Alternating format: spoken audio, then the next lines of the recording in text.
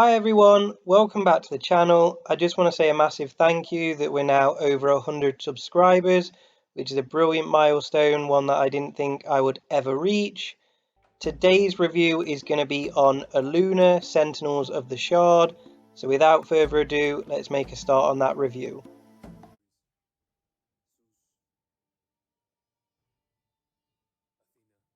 The game itself is based on a popular comic book series called The World of Aluna, and this is actually created by the writers of Assassin's Creed and Batman Arkham Origins.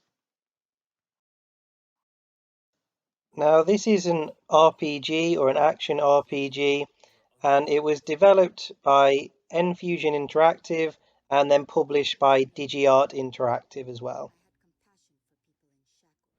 Now, the game sees you take control of Aluna, and she struggles to find out who she is and why she was given these shard powers. And she was given them by her birth mother, the goddess of earth, Pachamama. And through various circumstances, you have to find various other shards around the earth and try and complete or fulfill your destiny and stop the evil seeking to fulfill their destiny as well. As you can see from the footage here, the cutscenes are told through these absolutely beautiful comic book artwork storylines. So if you are into comic books, you're going to really love the cutscenes because they've put a lot of work into these and they really do look fantastic. And it's a brilliant way to actually tell the story through the comic book that is so popular with lots of readers.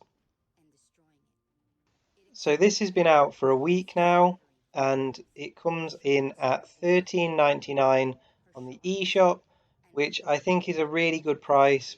You get a lot with this game.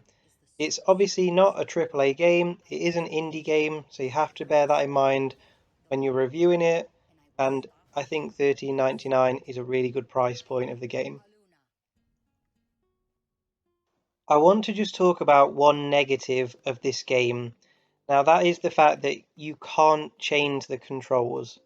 So one of the main controls in this game is the dodge roll, and you use the right analog stick to do that.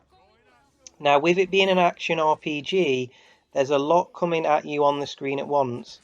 So you dodge roll to kind of move out the way, but then because I've used dodge roll with the right analog stick, I'm not able to then attack. So I wish you could remap the controls. It might be a patch that they add in. I have searched through the settings.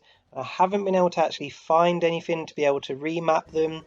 But that was something that kind of frustrated me. It took me a long time to actually get used to that dodge roll and then having to move my hand to then adjust to hitting someone or firing something at someone. So that was quite a big negative for me with this game. Now, I think the idea of the game is that you should take quite a bit of damage throughout the game.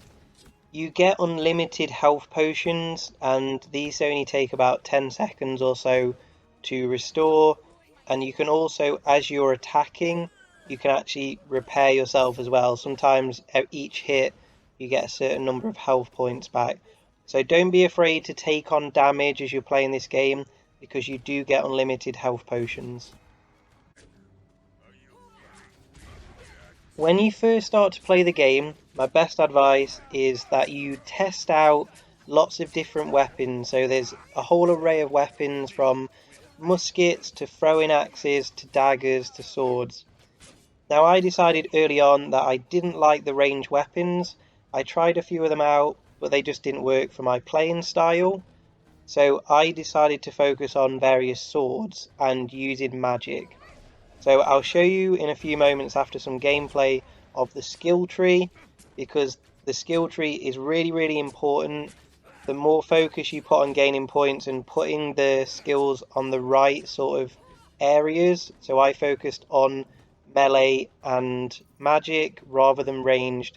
So decide early on how you're going to spend those points to make the game a lot easier.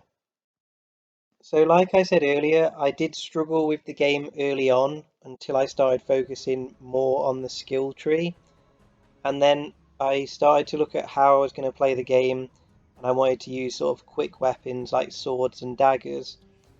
So early on, I kind of chose a few different things, and then I managed to unlock that kind of spinny sword move because there are lots of multiple enemies on the screen at once. So, like I say, unlocking that kind of spinny sword attack, it really did make the game a lot easier. So, decide how you are going to play the game because that skill tree is really important. I think without choosing the right type of moves to unlock, I might not have carried on playing the game to be honest, because the combat can be quite challenging. Like most RPGs, you have obviously a way of buying and selling different weapons, different armor, and to be honest, there's not really any reason to buy anything from merchants. You just want to really use them to sell your stuff because there is an awful lot. Even within the first probably half an hour, you're almost inundated with too much stuff. There's so much to pick up. So remember as you go through, just every time you see a merchant, kind of sell off all the various things that you don't want anymore. Keep hold of obviously some different weapons because it might be that you decide to adapt a more ranged approach to certain bosses if you're struggling with the approach you've gone for originally. So keep hold of certain things, but there's an awful lot you can get rid of as well at the same time.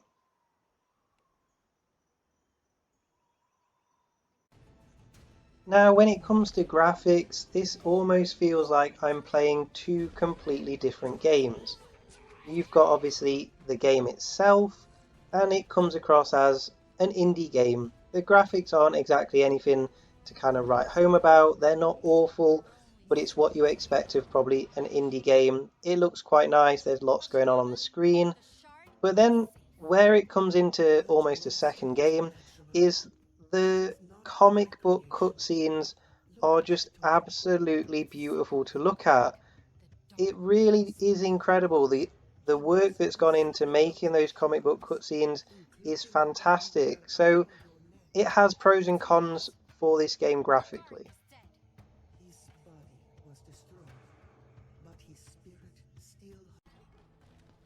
As I said earlier, this game is available at $13.99 on the eShop in the UK.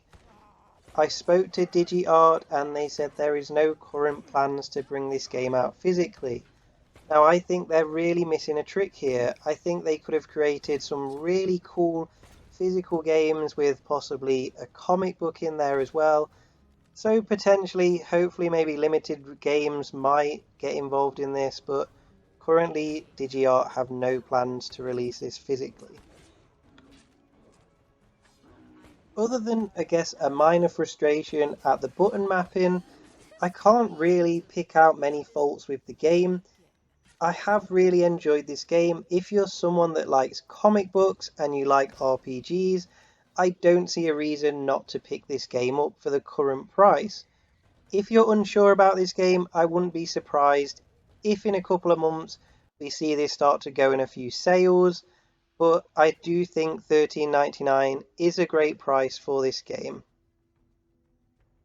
If you are new to the channel, don't forget to hit that subscribe button. Thank you all so much for watching. Don't forget to like the video as well, and then leave me a comment below of any games you'd like to see me review, or any games you could recommend to me that you think I might like. Thanks a lot everyone, take care.